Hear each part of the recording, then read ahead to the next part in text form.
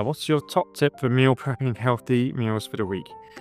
And my top tip is really just allowing yourself enough time to do it properly, because there's so many people who say they can't cook because they simply just do not allow enough time.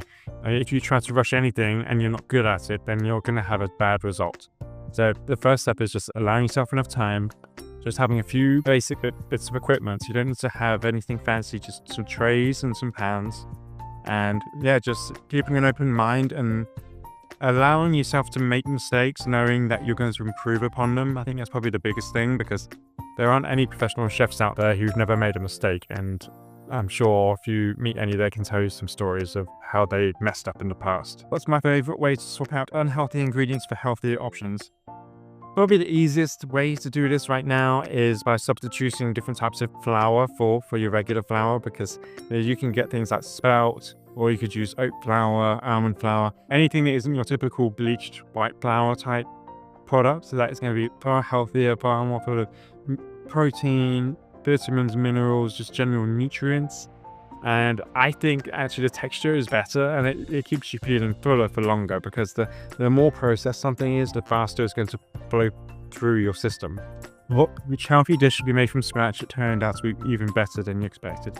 Well, I think actually one of the best dishes that you will learn in the programs, and we do use often, is how versatile grated cauliflower is in recipes, because you can use it in stir fries and multiple other things. They really go well when you add different seasonings, spices, or like an Asian flavor.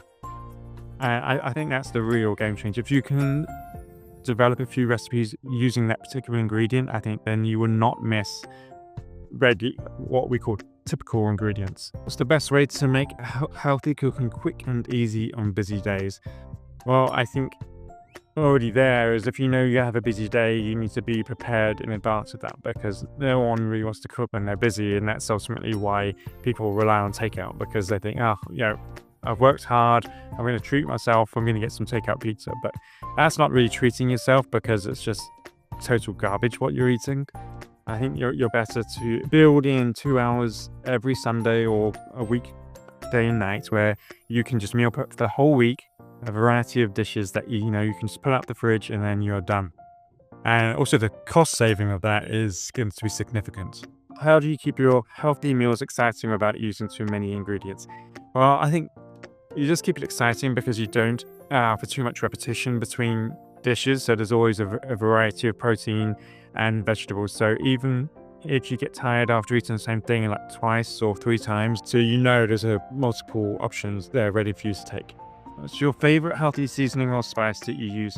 Well, you will probably see in a lot of the recipes that I kind of rely on paprika, garlic powder, really in pretty much everything, because it's not spicy in terms of the heat, but it just provides some sort of background flavor for things. Like you can't necessarily taste the spices or taste the garlic, but there's something there. And I think that just helps you get through the meals without thinking it's too plain. How do you stay motivated to eat healthy throughout the week?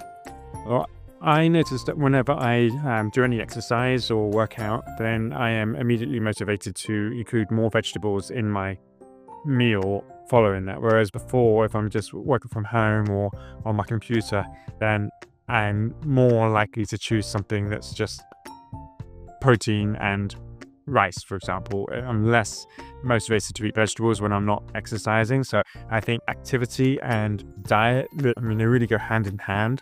I think one can stimulate the other if you understand what you're doing, if you have it set up correctly. I definitely believe that the diet is the most important part for the actual internal health. Activity and fitness is just general physical fitness. They're not the same thing.